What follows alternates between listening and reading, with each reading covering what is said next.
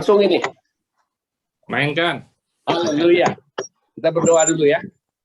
Ya, Bapa yang baik, Bapa di dalam sorga, sungguh kami bersyukur kepada Engkau Tuhan, bila mana malam ini Engkau dapat syukur untuk member meeting Tomang Chapter.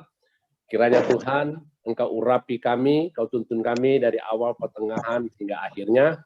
Engkau berkati setiap kami yang hadir, baik yang Zoom, baik yang tidak bisa hadir pun Tuhan Yesus memberkatinya. Kalau sebentar Tuhan kami akan mendengar sharing firman, kiranya Engkau berkati hamba-Mu, hati ini, pikiran ini, mulut, lidah, perkataan, semuanya Tuhan Engkau berkati. Setiap kami, Roh Kudus jumpai, ubah hati kami, sehingga hati kami boleh menjadi tanah yang subur, sehingga benih firman-Mu ditabur, bertumbuh, berakar, sehingga kami cakap menjadi pelaku-pelaku firman. Di dalam nama Tuhan Yesus kami bersyukur, kami berdoa. Haleluya. Amin. Amin. Ya. Puji Tuhan. Saya juga lagi ikut Abah, lagi baca di dalam Perjanjian Lama.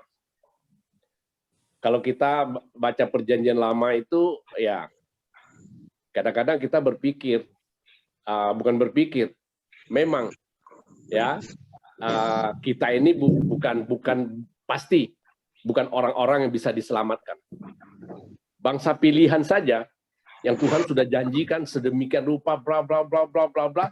Waktu dia tuntun bangsa Israel keluar dari tanah Mesir, ya kasih karunia demi kasih karunia udah Tuhan tunjukkan, sehingga sampai turun hukum Taurat. Nah makanya disitulah kasih karunia Allah sementara tidak dinyatakan. Nah sehingga bangsa Israel itu hidup di dalam hukum Taurat. Nah disitulah ketika dia berjalan dari Gunung Horeb itu menuju tanah perjanjian. Nah di situ bangsa Israel mulai satu-satu itu mati dan mati. Waktu dari Mesir sampai ke Gunung Horeb itu semuanya ada dalam perlindungan Tuhan. Ya kita tahu Alkitab ini ada Perjanjian Lama dan Perjanjian Baru, dan semua orang pasti tahu gitu loh. Ya. Cuman ya kenapa harus ada Perjanjian Lama, kenapa harus ada Perjanjian Baru?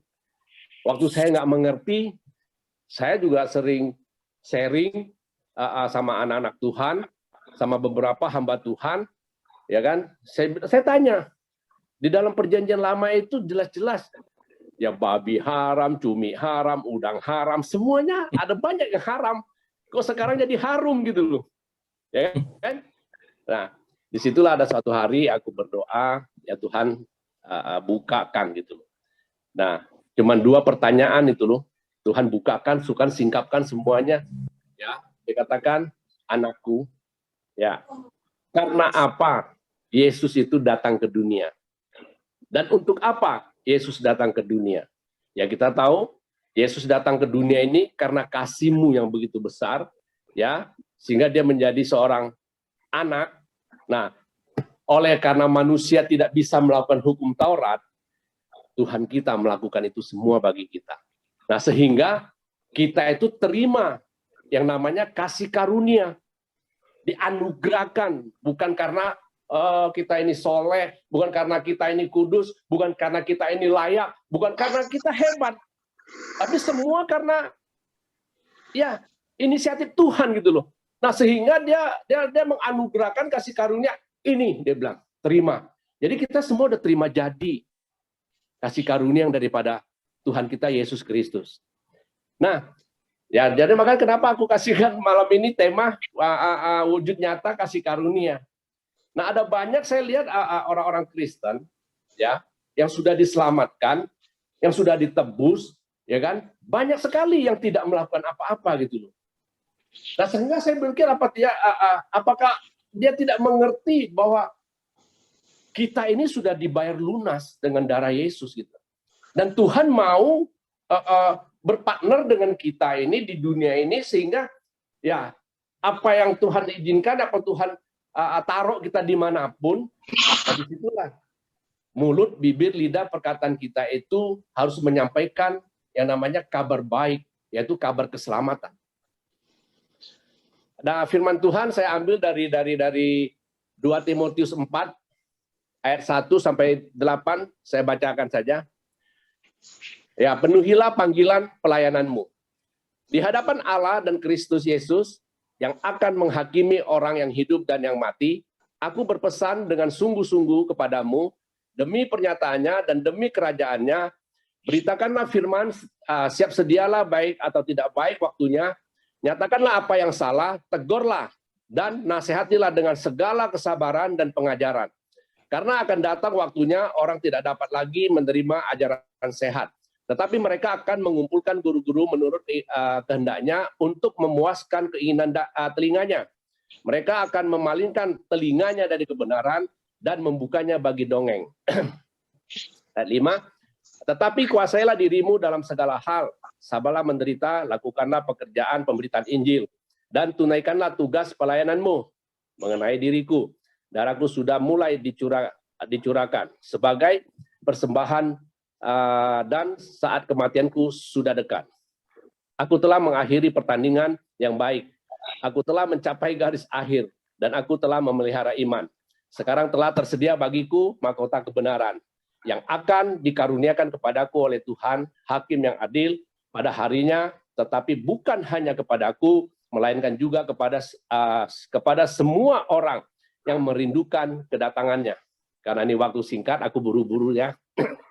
Jadi wujud nyata dari kasih karunia yang pertama itu kita ambil di dalam ayat 1 dan 2 yang sudah kita bacakan. Di situ ada satu kata yaitu beritakanlah Injil.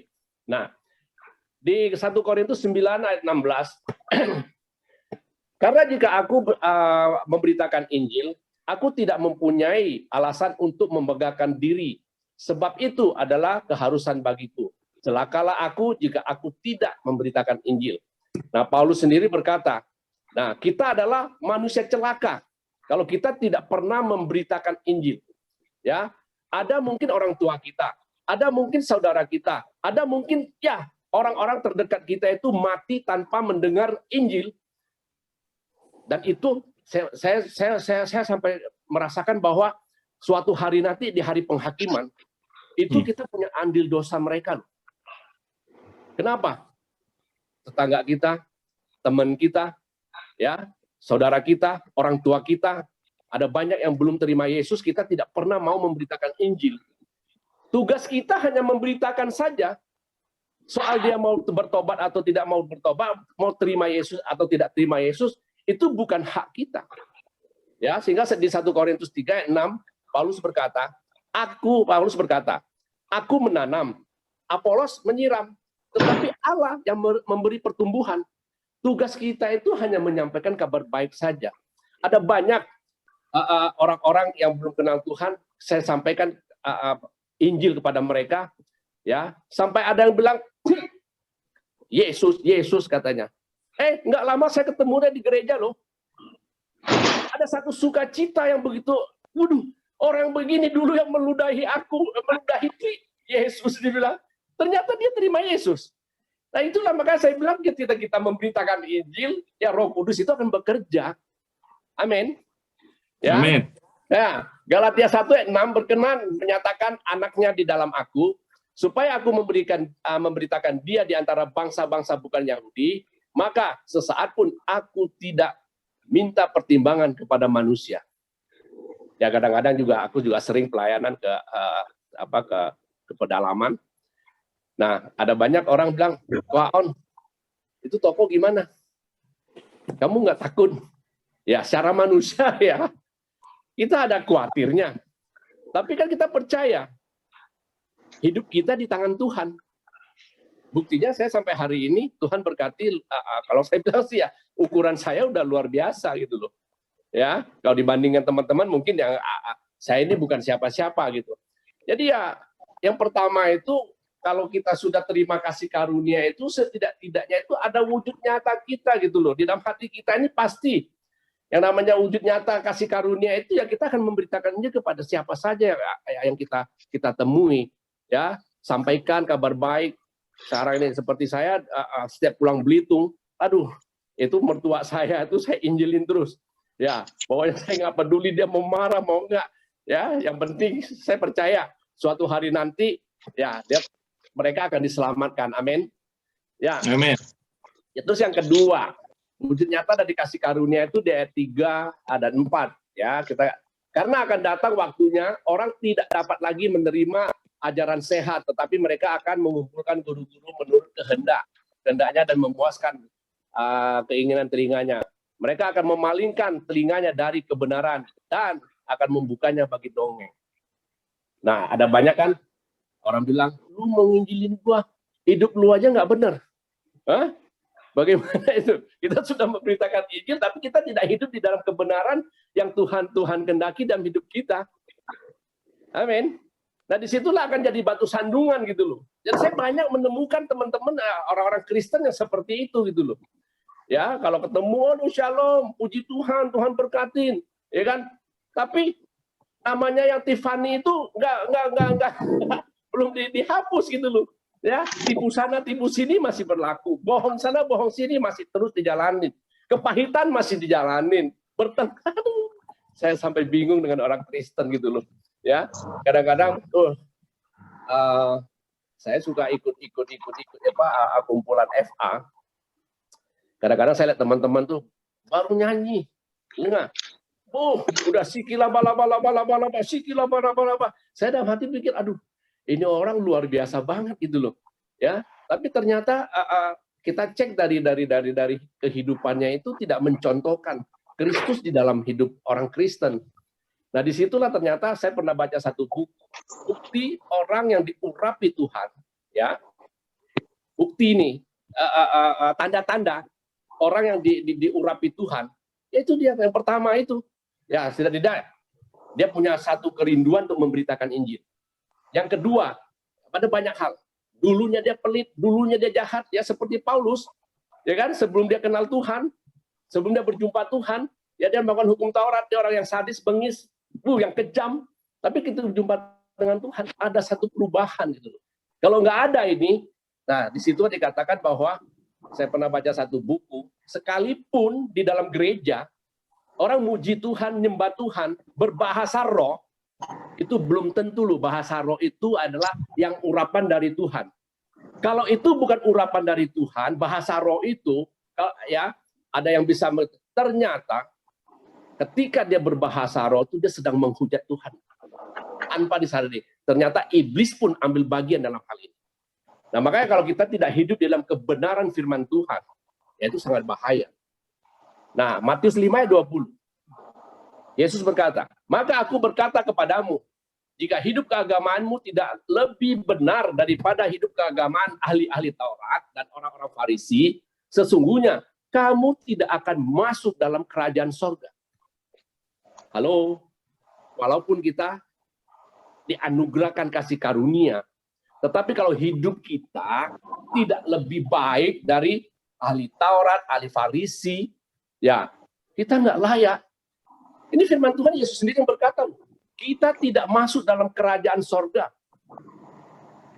Tapi kita harus berusaha hidup benar, hidup kudus. Yaitu memang harus ada harga yang dibayar. Yesaya 32:17. Di mana ada kebenaran, di situ akan tumbuh damai sejahtera. Dan akibat kebenaran adalah luar biasa, ketenangan dan ketentraman sampai selama-lamanya. Amin. Makanya di dalam satu pelayanan, di dalam satu wadah, kalau ada pertengkaran, kalau ada perdebatan, ya, saya percaya karena di dalam itu belum ada kebenaran daripada Tuhan. Makanya kita ribut terus.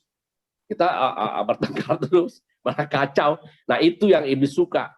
Ya. Jadi yang pertama itu wujud nyata dari kasih karunia pasti Tuhan taruh di hati kita ini untuk memberitakan Injil. Yang kedua, dia juga tuntun kita melalui Roh Kudus hidup di dalam kebenarannya. Yang ketiga, ayat 5. Tetapi kuasailah dirimu dalam segala hal, sabarlah menderita, lakukanlah pekerjaan pemberita Injil dan tunaikanlah tugas pelayananmu. Nah, kita sudah memberitakan Injil, kita sudah hidup di dalam kebenaran Tuhan, belum cukup. Nah, Tuhan menghendaki kita itu melayani. Ya, Matius 20 ayat 28, sama seperti anak manusia, datang bukan untuk dilayani, melainkan untuk melayani dan untuk memberikan nyawanya menjadi tebusan bagi banyak orang. Paulus berkata loh nanti di ayat 8, ya, tubuhnya itu sudah darahnya itu sudah mengalir. Dan kita saat ini pelayanan masih enak lah, ya kan? Di restoran makan enak, AC dingin, ya nggak? Ya kan? Kolektor bisa goceng lagi, pret. Ya, nah orang-orang seperti ini nih, ya nggak? Yang tidak menyadari, bahkan kadang-kadang, waduh, lagunya mau dilayani, ya, bukan harus. Saya tuh pernah, kalau ngomongin pelayanan itu udah dah, yang namanya apa tuh, ya kepahitan apa segala macam tuh, udah banyak contoh, nggak usah disebutin lah ya, karena kita untuk membangun. Nah, Matius 25, aku ada catat, ya ayat 40. Dan raja itu akan menjawab mereka, aku berkata kepadamu, sesungguhnya segala sesuatu yang kamu lakukan untuk salah seorang dari saudaraku yang paling hina ini, kamu telah melayani aku. Nah, jadi ya di dalam pelayanan itu bukan sekedar kita hebat khotbah, bukan sekedar kita pintar pimpin pujian, bukan kita hebat di dalam segala hal, tetapi disitulah yang Tuhan kehendaki kepada kita itu, ya, kita melayani orang-orang yang sangat hina.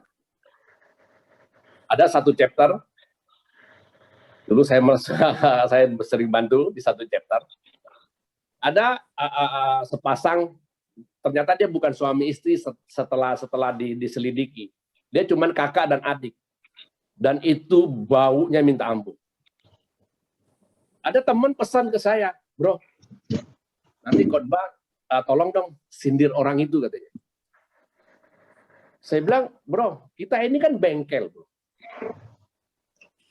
Kenapa kita tidak layani dia? Saya bilang. Kalau kamu suruh saya usir dia, saya usir, saya bilang. Itu atas perintah kamu, saya usir.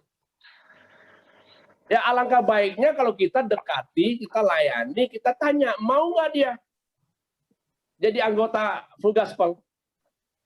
Puji Tuhan loh. Setelah kita dekati, ternyata dia mau. Ya mungkin selama ini ya karena mungkin faktor ekonominya ya, dia juga minder. Ya seperti saya ini dulu juga minder Full Gospel. Ampun. Ya, benar.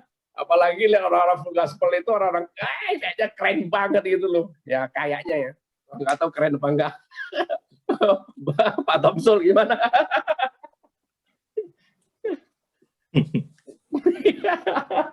Jadi itulah kita bisa lihatlah dari ini. Makanya kita lihat ada banyak sekali orang itu melayani itu bukan murni mau melayani Tuhan. Apalagi di Full Gospel ini. Ya. Lihat saja chapter yang menyediakan makanan enak itu pasti banyak. Coba chapter yang tidak sediain makanan. Saya mau lihat ada yang datang nggak? Ini bukti lo, real lo. Gitu? Coba aja, saya bilang gampang, saya bilang. Nanti saya pesanin babi hong, saya pesanin ini, datang tuh semua. Tapi untuk apa kita saring orang-orang seperti itu? Awalnya kami berkorban untuk hal-hal seperti itu supaya mereka dengar firman Tuhan, ya, mereka disadarkan. Ternyata orang-orang lama juga itu, orang-orang melanglang buana itu ke chapter-chapter mana itu? Pak Tommy ketawa-ketawa. Korban ya Pak Tommy. Haleluya. Terus yang langsung aja.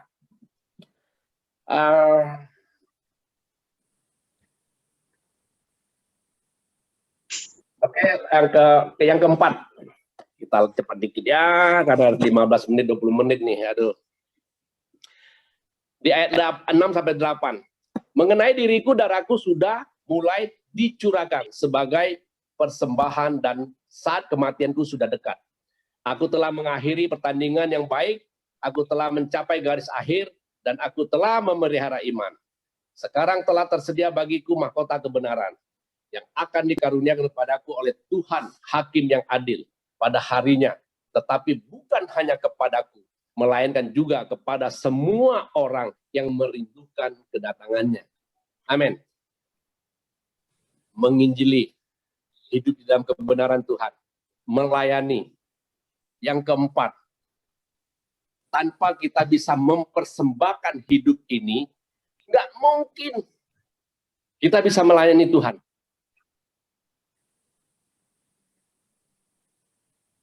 Mempersembahkan hidup ini ya seperti di Roma 12 ayat 1. Karena itu saudara-saudara, demi kemurahan Allah, aku menasihatkan kamu supaya kamu mempersembahkan tubuhmu sebagai persembahan yang hidup, yang kudus, dan yang berkenan kepada Allah. Itu adalah ibadahmu yang sejati.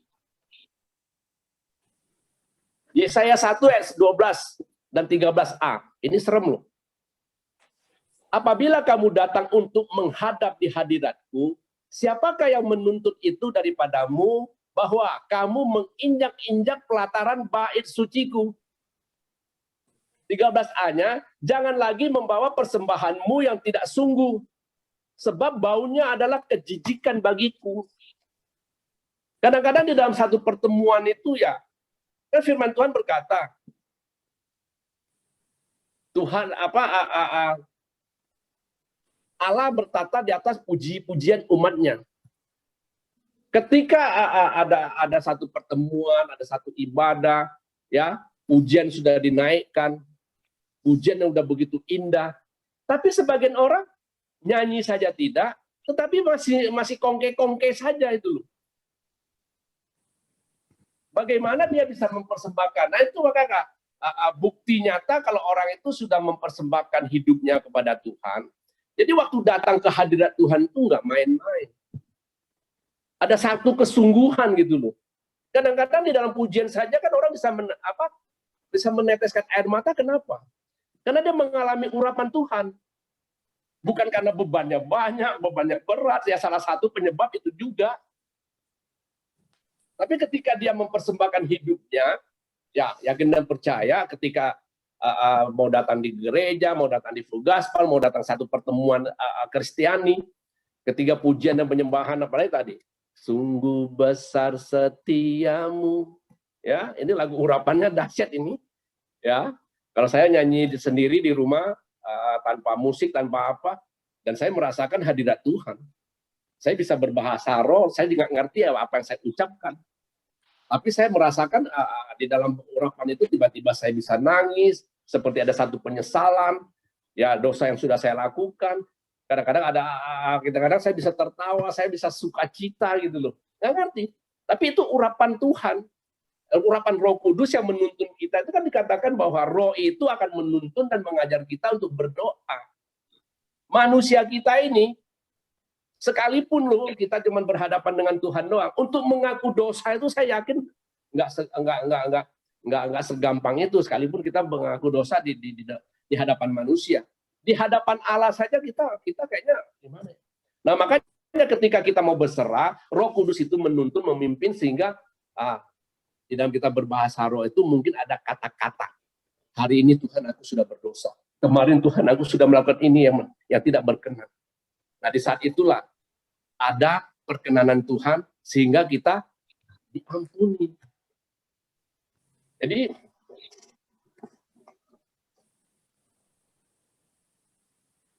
ya, Efesus 5 ayat 2.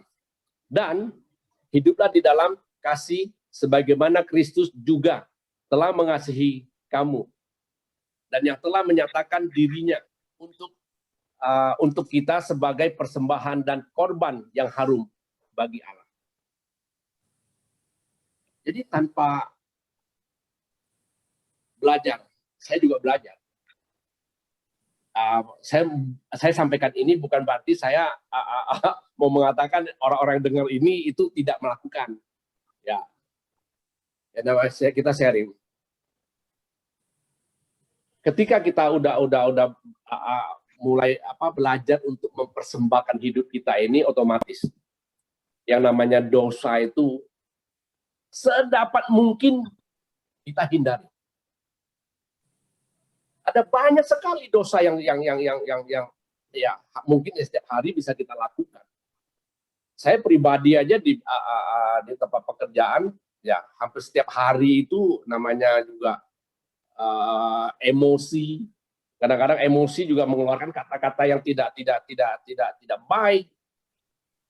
Nah, untuk hal-hal seperti itu ya kita harus terus belajar. Nah, salah satunya hidup di dalam kebenaran Tuhan. Ya, jangan sampai kita sudah memberitakan Injil, ya, terus kita